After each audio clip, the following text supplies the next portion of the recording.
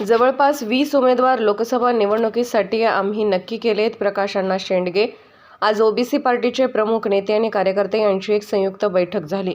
आज बैठकीमध्ये जवळपास 20 उमेदवार लोकसभा निवडणुकीसाठी आम्ही नक्की केले आहेत. आम्ही आज हे बैठकीमध्ये कोणकोणते जिल्ह्यामध्ये उभे राहणार यावर चर्चा केली आणि हे झाल्यानंतर आम्ही वंचित बहुजन आघाडीचे नेते प्रकाश आंबेडकरांकडे जाऊन नंतर फायनल डिसिजन घेऊ.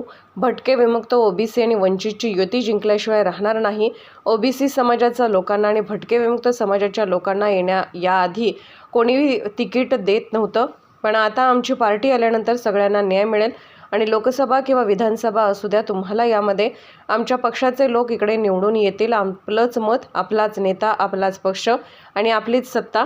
ओबीसी समाजाने ठरवलेलं आहे की कुठल्याही परिस्थितीत आम्ही मराठा समाजाच्या आमदारांना मतदान करणार नाही, कारण जर त्यांना निवडून दिलं तर ते लोक ओबीसीच्या बाबतीत काहीच करणार नाही, फक्त त्याचं करणार आहे. सर, आज पहिली बैठक घेतली आपण, काय चर्चा झाली नेमकं आणि काय म्हणाल?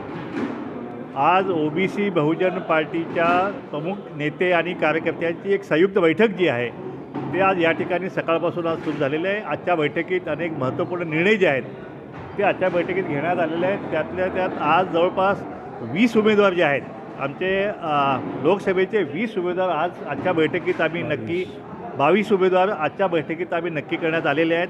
सगळे उमेदवारसुद्धा आजच्या बैठकीत हजर होते. आता ही आमची उमेदवाराची यादी जी आहे ती आमची 20-22 उमेदवार जरी तयार असली तरी वंचित आघाडीचे नेते प्रकाश आंबेडकर जे आहेत त्यांच्याशी आमची बोलणी सुरू आहे. पहिली बैठक झालेली आहे.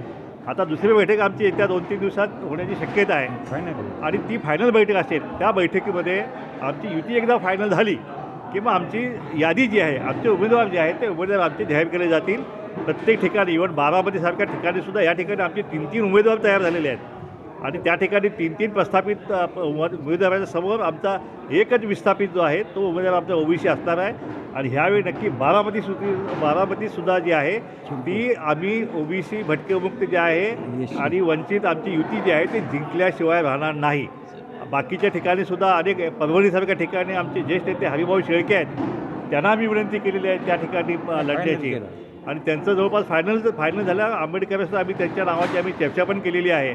त्या ठिकाणी टिकपी मुंडेसाहेब असतील, बीडमधून इच्छुक आहेत. मी सुद्धा सांगलीमधून इच्छुक नाही, सांगलीमधून सुद्धा माझ्या नावाची सुद्धा शिफारस त्या ठिकाणी आज केली गेलेली आहे. तसंच म्हणा बीडमध्ये आणि तसंच बीडमध्ये टिकपी मुंडेसाहेबांच्या नावाची शिफारस आज या ठिकाणी करण्यात आलेली आहे. असे अनेक आमचे महत्त्वाचे नेते, आमचे रत्नागिरीमधून आमचे बावकर साहेब असतील, डाफळे साहेब असतील, त्या ठिकाणी आमचे भोशीकर आहेत, त्या ठिकाणी नांदेडमधून त्या ठिकाणी निवडणूक इच्छुक आहेत. अशा प्रकारे आमची फार मोठी टीम या महाराष्ट्रामध्ये तयार आहेत. उस्मानाबादमध्ये आमचे अर्जुन सलगर आहेत नेते. असे सगळे नेते मंडळी. नगरमध्ये सुद्धा फार मोठी लढत या ठिकाणी होणार आहे. नगरची तर पूर्ण टीम आज या ठिकाणी आलेली आहे आणि म्हणून अशा प्रकारे महाराष्ट्रामध्ये एक नवीन राजकीय पर्याय जो आहे तो आमच्या ह्या पक्षाच्या माध्यमातून नक्कीच उभा केला जाईल. आणि ह्या ओबीसी आरक्षणाचा हा जो बट्ट्याबोळ महाराष्ट्रामध्ये झालेला आहे त्याचं उट्टं काढायची संधी जी आहे तर ओबीसी समाज सोडणार नाही. ज्या दिवशी निवडणूक असेल त्या दिवशी या महाराष्ट्रामध्ये राजकीय भूकंप जो आहे तो या ठिकाणी झालेला आपल्याला पाहायला मिळेल. सर, वंचितच्या महाविकास आघाडीसोबत चर्चा सुरू आहे, अजून त्यांचं फायनल झालं नाही. आपल्यासोबत म्हणायचं नाही, आपण कोणासोबत? त्यांचा प्रकाश आंबेडकर आणि आमचे नेते, त्यामध्ये आमचे बावकर साहेब असतील, टिपी मुंडे साहेब असतील, जेडी तांडेल, आम्ही सगळ्यांनी एक बैठक आमची प्राथमिक झालेली आहे आणि आता ही दुसरी बैठक जी आहे, दुसरी जवळपास फायनल बैठक जी आहे ती आमची आता येत्या 2-3 दिवसात होईल आणि त्यांची युती झाली की मग आमचे उमेदवार जे आहेत ते उमेदवार आमचे जाहीर केले जातील आणि हा रणसंग्राम जो आहे तो लोकसभेचा आम्ही सगळ्या मतदारसंघात लढण्याची ताकद जी आहे ती आम्ही ठेवलेली आहे. आपण म्हणता की मराठा उमेदवारांना मतं द्यायची नाहीत ओबीसीने, अशी का भूमिका आहे? हे पहा, या महाराष्ट्रामध्ये ह्या पावणे 400 गरीब समाजाच्या आरक्षणाचे लसके तोडायचा कार्यक्रम जो आहे, दिवसाढवळ्या डाका घालायचा कार्यक्रम जो झालेला आहे आणि त्या ठिकाणी इतकी मोठी दहशत आणि म्हणजे जिसकी लाठी उसकी भैंस अशा प्रकारे हे जे महाराष्ट्रामध्ये एखाद्या गरीब समाजाचं आरक्षण लुटलं गेलं, त्यामुळं हा संपूर्ण भटकेमुक्त असेल, ओबीसी समाज असेल, हा एकदम संतप्त झालेला आहे आणि तो आता वाट बघतोय कधी एकदा ज्यांना आम्ही निवडून दिलं ते जाऊन मंत्रालयाला टाळी लावतात की ओबीसीचं आरक्षण मराठा समाजाला ओबीसीमध्ये घाला म्हणून. ह्याच्यापेक्षा आणखीन काय पाहायचं आहे? अहो, घरं जाळली, ऑफिस जाळले, त्याचं गावामध्ये बहिष्कार टाकलेला, घरात घुसून मारले गेले ओबीसीच्या. म्हणजे इतका अन्याय अत्याचार जो आहे तो या ठिकाणी ओबीसी समाजानं सहन केलेला आहे आणि त्याचा उद्रेक जो आहे ह्या जरांगेचा आंदोलनाचा जो काय उद्रेक जो आहे तो ओबीसी आणि हा जो गरीब समाज आहे तो मतपेटीतून नक्कीच व्यक्त करणार आहे आणि त्याचा फटका कुणाला बसेल हे मी आज तुम्हाला सांगू शकत नाही. पण ह्या प्रस्थापित पक्षांचे जे आहे प्रस्थापित पक्षांचे उमेदवार जे आहे जे प्रस्थापित समाजाचे महाराष्ट्र असतील ते तुम्हाला पडलेले या निवडणुकीत दिसतील. ओबीसी समाजाला आपण आव्हान काय केलं सर? आपल्या माध्यमातून मी ओबीसी समाजाला आवाहन करत आहे की आपल्याला अपेक्षित असलेला की कुठल्याही प्रकारे ओबीसीचा पर्याय या ठिकाणी आतापर्यंत महाराष्ट्रात नव्हता की स्वतंत्र ओबीसी आणि भटक्या पक्ष जो आहे तो नव्हता. त्यामुळं तिकिटासाठी सुद्धा खेटं घालायला लागत होती. 17 उचलायचे आयुष्य 2-2, 3-3 पिढ्या गेल्या पण त्यांना कोणी तिकीट देत नव्हतं. पण आता तर आम्ही तिकिटाची फॅक्टरीच आम्ही काढलेली आहे. त्यामुळे तिकिटाची काही काळजी नाही आहे आणि कुठलंही निवडून मग आता लोकसभा असू द्या, विधानसभा असू द्या, जिल्हा परिषद, पंचायत समिती सगळं जे आहे ओबीसी बहुजन पार्टी जे आहे पूर्ण ताकदीची सगळ्या निवडणुका लढणार आहे आणि प्रत्येक कार्यकर्ता जो आहे तुम्हाला आता या ठिकाणी विधानसभेत तुम्हाला गेला दिसेल. तुम्हाला मराठा समाजाच्या उमेदवारांना मत देऊ नका असंही म्हणणं आहे आपलं.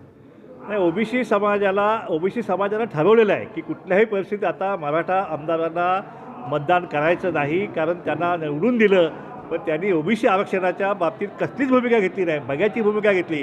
उलट मराठा समाजाला ओबीसीमध्ये कसं घुसवता येईल याविषयी ह्या मराठा आमदारांनी त्या ठिकाणी प्रयत्न केले दिसून येत आहेत आणि म्हणून या ठिकाणी ओबीसीने निर्णय घेतलेला आहे की कुठल्याही परिस्थितीत मराठा समाजाच्या आमदारांना मतदान करायचं नाही. मी आपल्या माध्यमातून मी ओबीसी समाजाला आम्ही विनंती करत आहे, आवाहन करत आहे की येणाऱ्या निवडणुकीमध्ये त्या ठिकाणी फक्त ओबीसीचाच उमेदवार जो आहे आपलंच मत, आपलाच नेता, आपलाच पक्ष आणि आपली सत्ता, आपलाच खासदार आणि आपलाच मंत्री असं हे वाक्य आहे. आम्ही हे केलेलं आहे आणि आमच्या छोट्या समाज आहेत त्यांच्यामध्ये सुद्धा आम्ही जितकी संख्या भारी उसकी उतनी भागीदारी अशा प्रकारे सगळ्या समाजामध्ये आम्ही एक विश्वास संपादन केला आहे की जी काही सत्ता येईल ती सगळ्यांनी आम्ही वाटून घेणार आहोत. अण्णा, शेवटचा एक छोटासा प्रश्न घेतो की सर्व राजकीय पक्षातील जे ओबीसी आमदार आहेत ते उघडपणे तुमच्यासोबत आहेत का आणि असतील तर ते आज का दिसत नाही? हे पहा